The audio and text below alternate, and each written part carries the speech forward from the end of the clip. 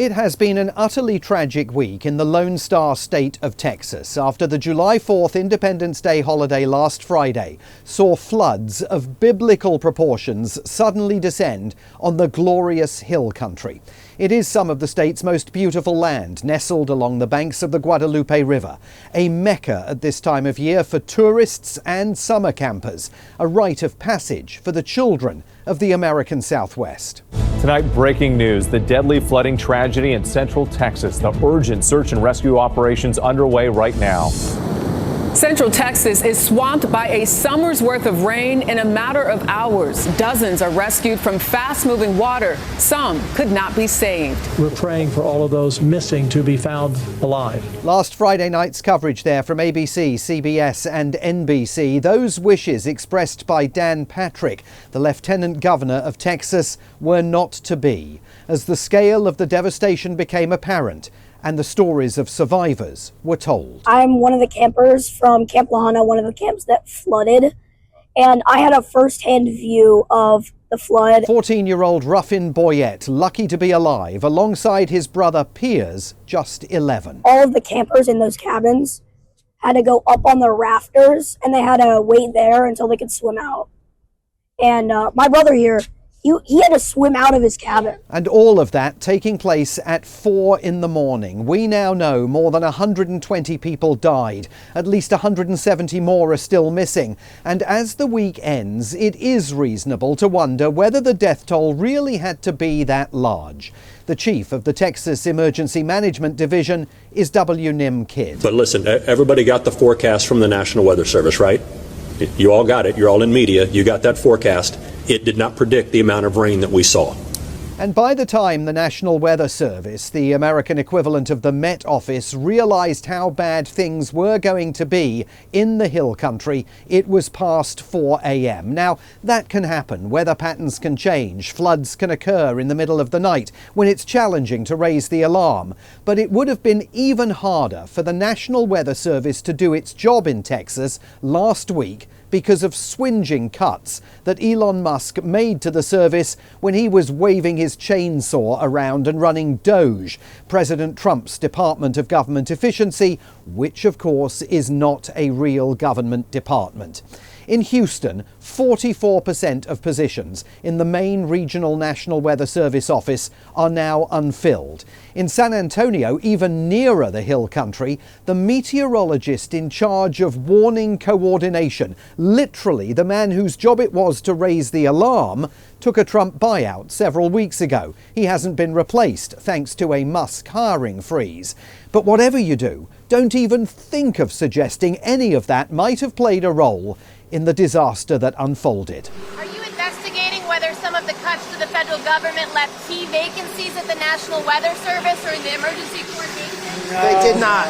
They did. I'll tell you, if you look at that what a situation that all is, and that was really the Biden setup. That was not our setup, but I wouldn't blame Biden for it either. I would just say this is a 100-year catastrophe, and it's just so horrible to watch. And the Trump-supporting governor of Texas, Greg Abbott, went even further to distance himself from questions about who's to blame. And I'm going to run this at length because you've got to hear it to believe it. You ask, I'm going to use your words, who's to blame? Know this, that's the word choice of losers. Let me explain one thing about Texas, and that is Texas, every square inch of our state cares about football. Every football team makes mistakes. The losing teams are the ones that try to point out who's to blame. The championship teams are the ones that say, don't worry about it, man, we got this. We're going to make sure that we go score again, and we're going to win this game. The way winners talk is not to point fingers. They talk about solutions. Just not, apparently, solutions that include lifting the hiring freeze at the National Weather Service, cold comfort for the families of the dead and the missing, and another extraordinary example of America's elected leaders showing that they don't really seem to understand that job number one in government is making sure your citizens are safe. Yesterday, South Carolina reached a really scary milestone and reported its first case of measles. That is Dr. Annie Andrews, a pediatrician and a Democrat Democrat who is trying to unseat Republican Senator Lindsey Graham in South Carolina. This was the week when America could no longer claim to have eliminated measles. Cases have hit their highest levels in the quarter of a century since the United States declared the disease defeated.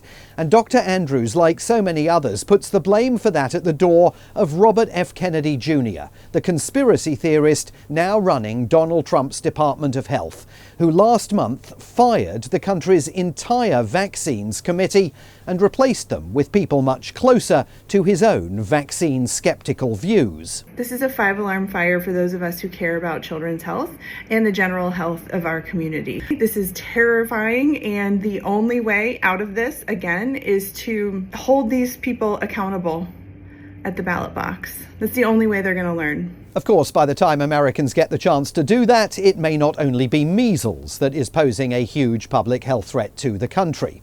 President Trump's own political future was threatened this week by ongoing questions regarding the nature of his relationship with the disgraced and deceased financier Jeffrey Epstein. Questions it is fair to say that you no longer have to be a conspiracy theorist to be mulling. Let's spool back to February and Attorney General Pam Bondi appearing on Fox News. The DOJ may be releasing the list of Jeffrey Epstein's clients. Will that really happen? It's sitting on my desk right now to review. That's been a directive by President Trump. I'm reviewing that. So the client list was sitting on her desk to review, and it would have been because President Trump, throughout last year's election campaign, promised his conspiracy theory-believing supporters that if elected, he would get to the bottom of whether Jeffrey Epstein really committed suicide in jail while he was awaiting trial on sex trafficking charges. But fast forward 5 months, and this week the Department of Justice suddenly announced that, in fact, the client list doesn't exist. Yes, the very document that Pam Bondi said was on her desk back in February.